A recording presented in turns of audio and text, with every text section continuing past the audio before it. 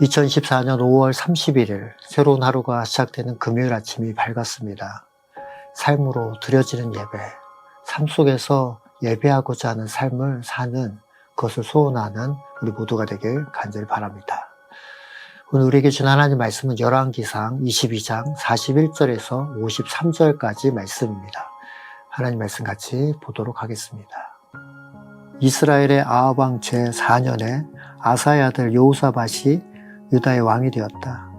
여호사밧은 왕이 될 때 35이었고 예루살렘에서 25해 동안 다스렸다. 그의 어머니 아수바는 시리아의 딸이다. 여호사밧은 자기의 아버지 아사가 걸어간 길에서 벗어나지 아니하고 그 길을 그대로 걸어서 주님께서 보시기에 정직하게 행하였으나 그가 산당만은 헐어버리지 않아서 백성은 여전히 산당에서 제사를 드리며 분향하였다. 여호사밧은 이스라엘 왕과 평화롭게 지냈다. 여호사밧의 나머지 행적과 그가 보여준 권세와 그가 치른 전쟁에 관한 것들이 모두 유다왕 역대지략에 기록되어 있다. 그는 그의 아버지 아사 시대까지 남아있던 성전 남창들을 그 땅에서 쫓아냈다. 그때 에돔에는 왕이 없었고 유다의 왕이 임명한 대리자가 다스리고 있었다. 여호사밧이 오빌에서 금을 가져오려고 다시스 선단을 만들었으나 그 배들이 에시온 게벨에서 파선하였으므로 가지 못하였다. 그러자 아합의 아들 아하시아가 여호사밧에게 나의 신하들이 임금님의 신하들과 같은 배를 타고 가게 하겠습니다 하고 제의하였으나 여호사밧은 이 제의를 받아들이지 않았다. 여호사밧이 숨을 거두니 다윗성에다가 조상들과 함께 그를 장사하였다. 그를 뒤를 이어서 그의 아들 요람이 왕이 되었다.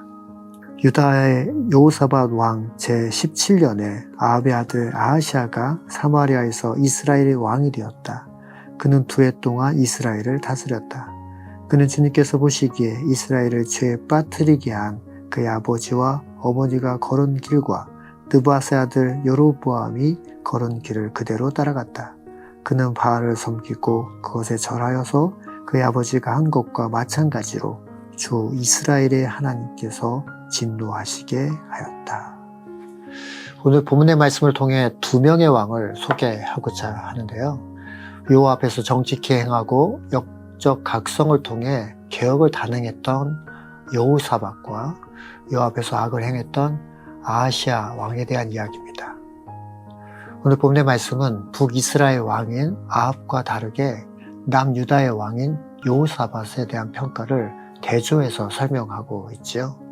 43절 말씀을 보도록 하겠습니다.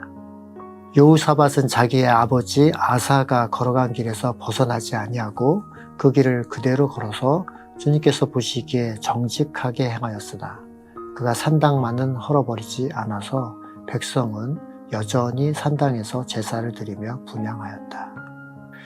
여호사밧은 남유다를 통치하는 25년 동안 아버지 아사왕과 선대 왕이었던 다윗왕과 같이 살았다라고 성경은 기록하고 있습니다. 이 말은 하나님 앞에서 정직히 행한 왕으로 평가하고 있다는 것이죠. 단지 아쉬운 것은 산당만은 다 헐어버리지 못했다라고, 그래서 백성들이 우상을 계속 섬겼다라고 그렇게 말하고 있습니다. 사랑하는 성도 여러분, 우리도 언젠가는 주님 앞에서 평가받게 될 날이 있죠. 여호사밧은 아버지 아사의 길을 따라 하나님 말씀에 순종하며 하나님 앞에서, 즉 코람되어하는 삶, 정직히 행한 삶을 살았습니다.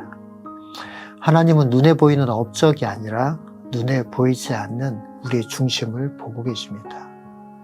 우리가 잘 알고 있는 사무엘상 16장 7절 말씀, 그렇게 기록되어 있는데요. 이 말씀도 찾아서 보도록 하겠습니다. 그러나 주님께서 사무엘에게 이르셨다. 너는 그의 준수한 겉모습과 큰 키만을 보아서는 안 된다.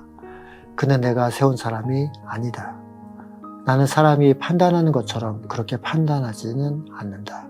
사람은 겉모습만을 따라 판단하지만 나 주는 중심을 본다. 하나님이 판단하시는 기준이죠. 하나님은 그가 우상 숭배하는 신당은 다 제거하지 못하였으나 여호사밧, 그는 남유다를 다스리는 동안 아버지 아사와 선대왕이었던 다윗처럼 하나님 앞에서 정직하게 행했다라고, 그 중심이 하나님께 향했다라고 평가하고 있습니다. 우리도 하나님 앞에서 정직하게 행하는 하나님의 사람으로 평가될 수 있기를 예수 그리스도의 이름으로 축원합니다. 이제 그 여호사밧이 하나님 앞에서 정직하게 행했다라는 그 모습을 본문에서는 어떻게 설명하고 있는지 말씀을 주목해서 다시 보도록 하겠습니다. 46절, 48절 말씀입니다. 그는 그의 아버지 아사 시대까지 남아있던 성전 남창들을 그 땅에서 쫓아냈다. 여호사밧이 오빌에서 금을 가져오려고 다시스 선단을 만들었으나 그 배들이 에시온 게벨에서 파손하였으므로 가지 못하였다. 아버지 아사 왕의 모든 길을 따라 행하며 하나님 앞에서 정직하게 행한 여호사밧은 아버지조차 하지 못했던 남색하는 자들을 이스라엘에서 다 쫓아내는 계획을 단행합니다. 또한 솔로몬 왕의 영광을 재현하기 위해 해상 무역의 요충지였던 에시온 게벨에서 선단을 만들죠. 물론 그 선단을 만들려고 했으나 계획은 실패로 끝나게 됩니다. 그러나 끊임없이 하나님의 뜻을 이루기 위해서 노력했던 왕이 바로 여호사밧 왕이었습니다. 사랑하는 성도 여러분, 우리도 하나님이 기뻐하는 일을 힘써서 행하는 신실한 하나님의 사람들로 세워져야 할 것입니다. 하나님의 뜻을 이루기 위해서 최선을 다하여도 그러나 실패할 수 있습니다. 낙심도 할 수 있지요. 그렇다고 두렵고 힘들다고 해서 세상과 타협해서는 안 되는 것입니다. 그것은 하나님이 원하는 일이 아니기 때문에 그렇죠. 하나님이 원하지 않은 일은 과감하게 정리해야 하는 것입니다. 오늘 이 아침 다시 말씀 붙들고 일어나 세상을 향해 나아가는 저와 여러분들 되길 예수 그리스도 이름으로 축원합니다.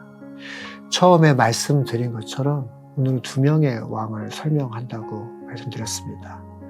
지금까지 말씀드렸던 여호와 앞에서 정직하게 행했고 영적 각성을 통해 개혁을 단행했던 여호사밧이 있었다면 이제는 여호와 앞에서 악을 행한 아하시야 왕에 대한 말씀을 살펴보도록 하겠습니다. 51절에서 53절까지 말씀입니다. 유다의 여호사밧 왕 제17년에 아합의 아들 아하시야가 사마리아에서 이스라엘의 왕이 되었다. 그는 2해 동안 이스라엘을 다스렸다.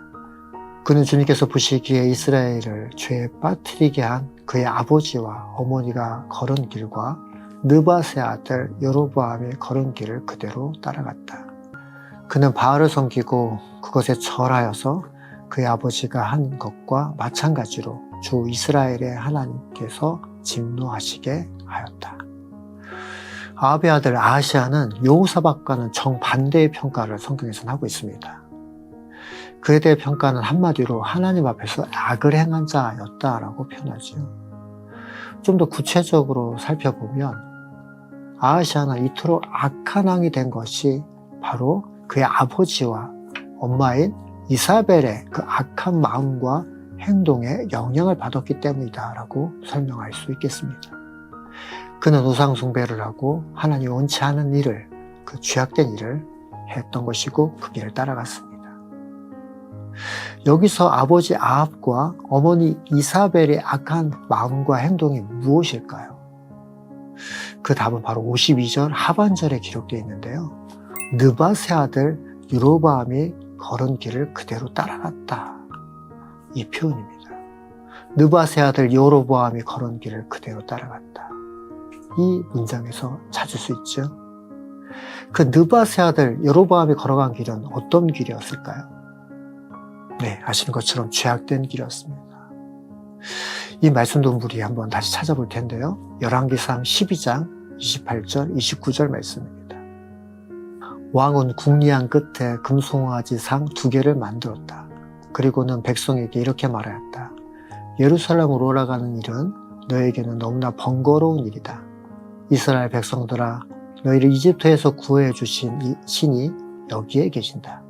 그리고 그는 금송아지 상 2개를 하나는 베델에 두고 하나는 단에 두었다. 여로보암의 죄, 여로보암이 걸어갔던 그 죄의 길은 바로 자기 멋대로 성전을 만든 것이고 제사장에게 안수를 했던 것입니다. 그리고 특정한 절기를 정한 다음 백성에게 예루살렘에서 행했던 것처럼 단과 베델에 금송아지를 만들어 놓고 이 금송아지가 하나님이다 라고 말하며 그것을 섬기라고 했던 것이죠.